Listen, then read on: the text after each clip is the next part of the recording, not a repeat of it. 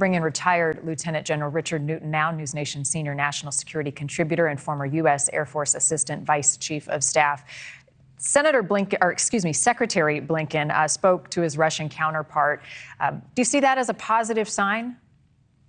I do. It certainly engaging the Russians at the ministerial level, as Secretary Blinken did on Sunday, is a good step. But let's put this into perspective. Young Evan was taken by the Federal Security Service of Russia, which is really took over from the KGB back in the early 90s. And so the Federal Security Service actually reports directly to Vladimir Putin. And that's really where the power play here is. It's good, certainly, that Secretary of State and Minister of Foreign Affairs are engaged on this. But I would presume there's probably little that even the Ministry of Foreign Affairs inside of Russia can do about this, because of the direct relation. And really, the one who took Evan is the Federal Security Service. And so this is to play out. It's going to be very challenging, and it's going to take a long time. Right. When you've already got tensions further escalated between the U.S. and Russia, what are the options right now for top U.S. officials to ensure Evan's safety? Very little. He's at Levator prison. It's a notorious prison. That's where they take hostages in this case, or those detained. And also, Evan was charged with espionage. That's the first time an American journalist has been charged with espionage since 1986 in Russia. And so there are a number of challenges here. Very little that the U.S. Embassy can do in Moscow. We have to let this play out. The hope is, and hope is not a strategy in this case, but the hope is, like reported, that he'll be able to meet with U.S. officials on Tuesday, certainly to ascertain his condition. But I'm sure he's going through a significant grilling and so forth.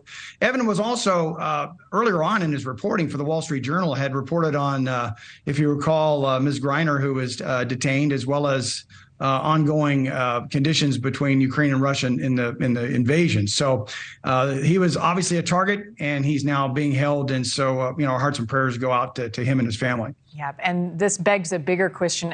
As you know, General, there was a former national security advisor for President Trump, Robert O'Brien, told the Wall Street Journal, quote, the president should tell Americans not to go to Russia, and the State Department should start facilitating evacuations of Americans in Russia. Do you agree? Are we at that point?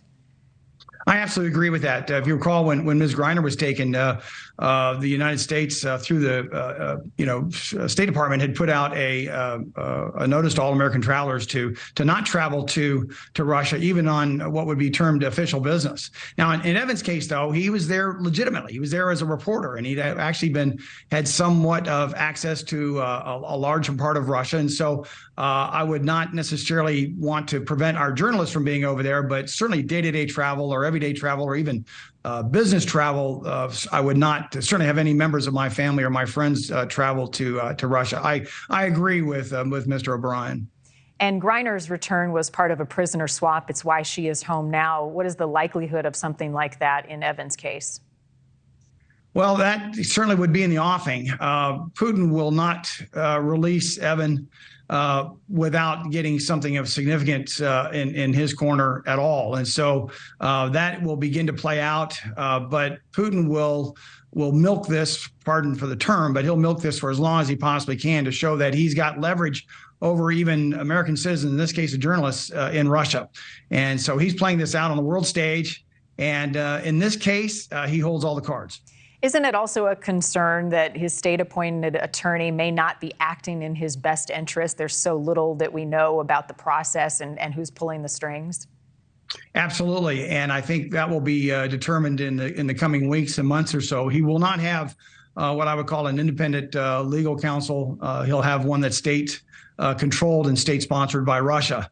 That complicates things. He's also, by the way, has requested an appeal to his detention, and that will probably go by the wayside. As I'm reading now in the media, it appears that Russia has said that they really won't bring this to trial or into any kind of hearing up until perhaps late May. And so that's several weeks between now and then. The fact that he will not have his own legal counsel, to be state-sponsored legal counsel, is very concerning. But this is how Russia plays it out of their playbook. Right, and further propagating what they want to be portrayed as to what's happening. Absolutely. They want to be portrayed as that iron fist. They want to portray that they're in control certainly of their media. And Putin also is demonstrating to the Russian people that he's in control. And so this is a message to those who, whatever monicum of free press there may be, and there's very little in Russia, he's making a statement to his domestic audience as much as he is to the international audience. Thank you for watching. Go to newsnationnow.com to find NewsNation on your television provider. And don't forget to click the red subscribe button below to get more of NewsNation's fact-driven, unbiased coverage.